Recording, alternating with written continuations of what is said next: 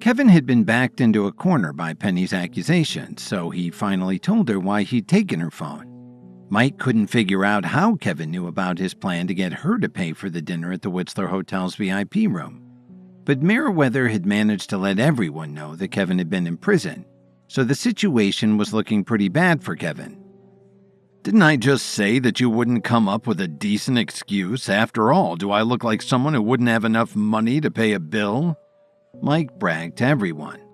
"Well, you should know better than anyone else," Kevin replied calmly. "What do you mean by that? Do you want to get your kicked?" Mike shouted as his temper flared. He started to roll up his sleeves and walk over toward Kevin like he was ready for a fight. Just then, everyone heard the sound of footsteps coming down the hall toward the classroom. Professor Murdoch walked in carrying a book and asked them, "Why is everyone so lively today? It's almost time for class to start, so let's all take our seats." "You got here just in time, Professor Murdoch. Kevin stole Penny's phone yesterday, but he's trying to tell us that he just found it at the Whistler Hotel," Mike said very sanctimoniously. "Mike, that's nothing to be joking about. You know that this school doesn't tolerate that kind of behavior, but I believe that Kevin would never do something like that," Professor Murdoch told them as she placed the book on her desk. "Now everyone go back to your seats. I have something exciting to tell you." In fact, if this had happened the day before, Professor Murdoch might have believed it. But now she knew more about Kevin and what he was capable of doing. If he was already trained as an apothecary at such a young age, there was no telling how high he could climb. She hadn't met a student with this much potential in years. So she was considering taking Kevin under her wing to train him herself. But she was worried that Kevin's classmates would tick him off and might even attack him. With his abilities, Professor Murdoch was probably the only person in the class who had a chance of stopping him. After everyone had returned to their seats, Professor Murdoch continued. "As you probably recall, there was serious flooding in our state a while back, and a lot of the victims are still in need of assistance. Our school has always believed in helping the less fortunate. So last night, the administration decided to organize a fundraising event with each class forming a team. There's no limit on the amount that you can donate," Professor Murdoch explained. Then she got to the incentive. Whichever class has the most donations will receive a generous reward from the school. As her voice fell, the entire classroom went wild. "What kind of reward do you think they'll give us?" one of them asked. "Whatever it is, it has to be fantastic," replied another. They wondered if the school might even give the winners some kind of advanced herbal medicine to help increase their intelligence. Professor Murdoch had already written the word fundraiser on the board. Then she wrote down a code for them to use. Considering that a lot of you don't carry much cash around, the school arranged for online donations. You can transfer the funds directly from your bank account. The students all started pulling out their phones. They were all from rich families and could afford to donate at least $25,000. A few of them even donated more than that. Just to show off, Mike immediately donated $60,000. "Did you see that, Kevin? You still think I don't have any money? How could someone who's short on cash donate 60 grand? Mike bragged so that everyone could hear him. "Mike's a great guy, and I saw Kevin steal Penny's phone with my own eyes."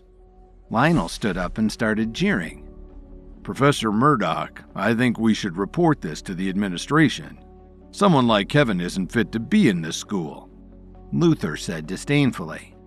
Professor Murdoch's expression turned sour when she heard that. "Kevin, did you really steal Penny's phone?" No matter how much potential she saw in Kevin, the professor couldn't let him get away with something like stealing. He'd have to be punished. For one thing, they couldn't afford to share their secrets with someone who might use them maliciously. That would be disastrous. "Don't even bother to ask him about it. The best way to deal with Kevin is to have him expelled so he won't embarrass us," Mike said very seriously. The rest of the students nodded in agreement. "Kevin, it seems like I've misjudged you," Professor Murdoch said sadly. She was already in a bad mood today. She didn't know why, but she woke up feeling even weaker than the night before. "Professor Murdoch, could you please return my phone to me?" Kevin asked her calmly as he walked up to the podium. "I want to make a donation too." His words immediately brought laughter from the room. They all started to jeer at him. How could someone who's so hard up that they need to steal a phone make any kind of donation? "Why don't you let him have it, Professor? Let's see how much money this can donate," one of them urged her. She took a long look at Kevin and then took his phone out of her briefcase, saying, "I'll return it to you, but you have to listen to me carefully. First of all, from now on, as long as you're in class, you can't take your phone out. If I catch you doing it again, you'll never get it back." Then she added, "Second, from now on, you have to be on your best behavior in school. If you get in any more trouble, I'll have no problem having the police handle it. Just because you're not as fortunate as your classmates doesn't mean you can steal from them." Kevin didn't say anything. He just entered the fundraising information into his phone and returned to his seat. Professor Murdoch also took out her phone and went to the donation website. Their class had donated close to $2.5 million, which pleased her to no end. "I may not be too enthusiastic about some of this job, but with a little training I'll be able to achieve greater things in the future," Professor Murdoch thought to herself. Suddenly, one of the students shouted, "Quick, take a look at the donation website." This immediately got everyone's attention.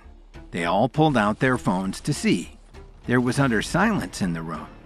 They could all see that someone had just donated $500,000. And the name next to the donation was Kevin. Penny suddenly raised her head to look at Kevin.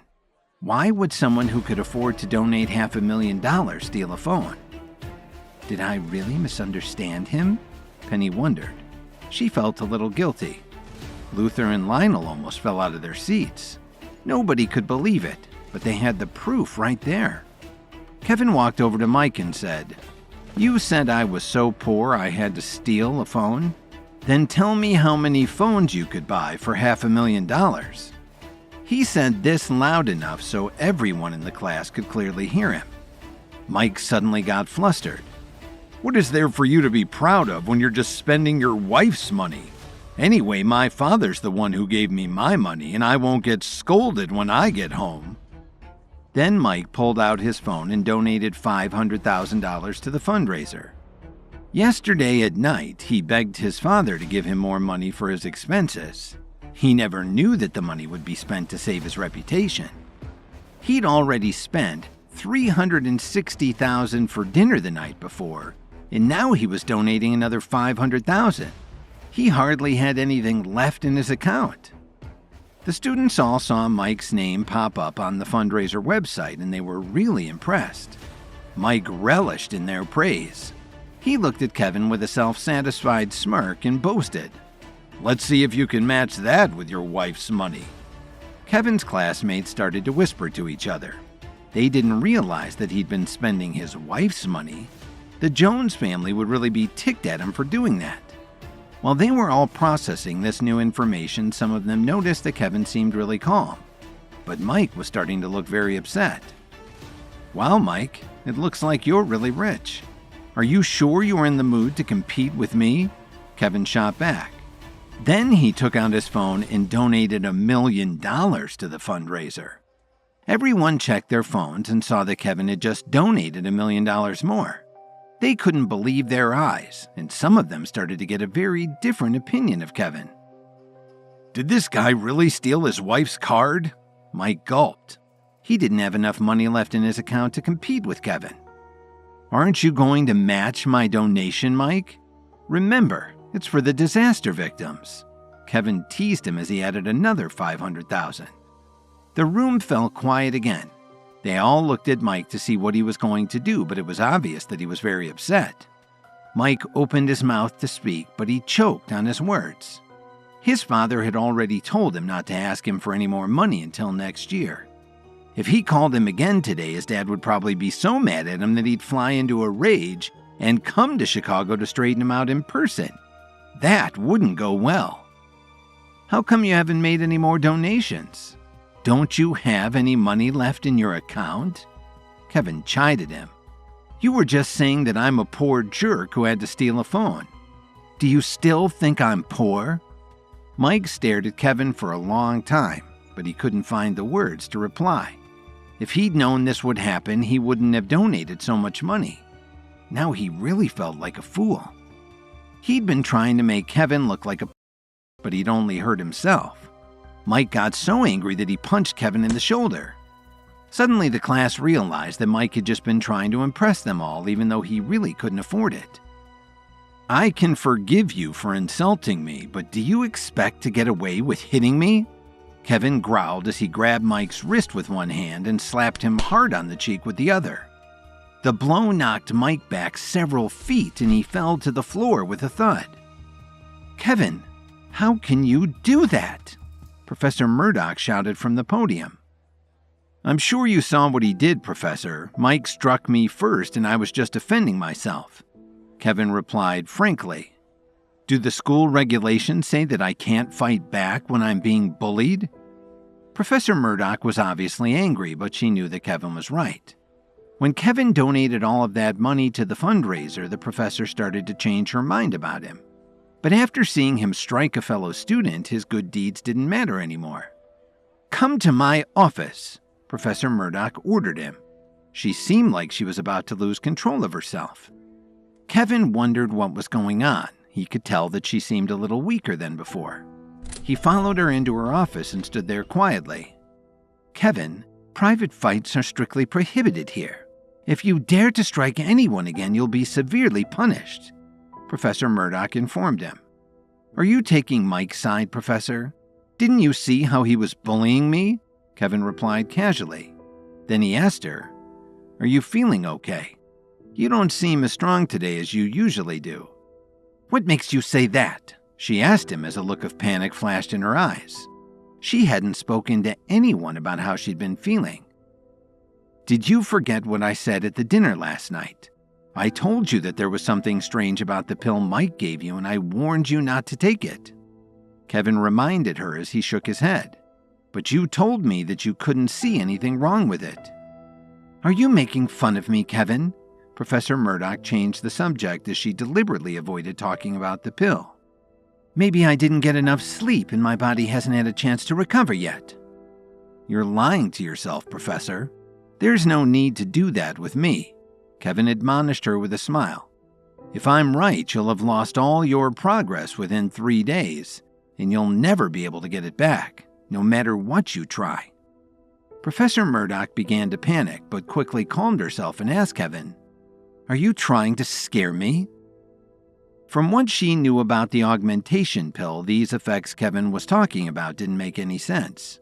It had taken her a long time to get as far as she had in her training, and it had brought her a lot of recognition and respect. If Kevin was right, she'd lose her position in the school, along with a lot of the connections she'd made with some very powerful people. "Since you don't believe me, I don't know what else I can say," Kevin sighed. "But please remember what I said, Professor. There are only 3 days left at most. If you change your mind in the next couple of days, just give me a call. I have a way to solve your problem." Then Kevin asked if he had her permission to return to class. When he got back to the room, Merriweather avoided any eye contact with him, but Kevin didn't really care. He sat down in his seat and waited for Professor Murdoch to return. Just when he was about to take out his phone to see if the battery still had a charge, Penny suddenly turned around and put a piece of paper on Kevin's desktop. A few of the students saw this and wondered why on earth she would bother to pass a note to a like him. Please subscribe to the Pocket FM YouTube channel and press the bell icon for instant notification. Check out our channel for more such exciting shows.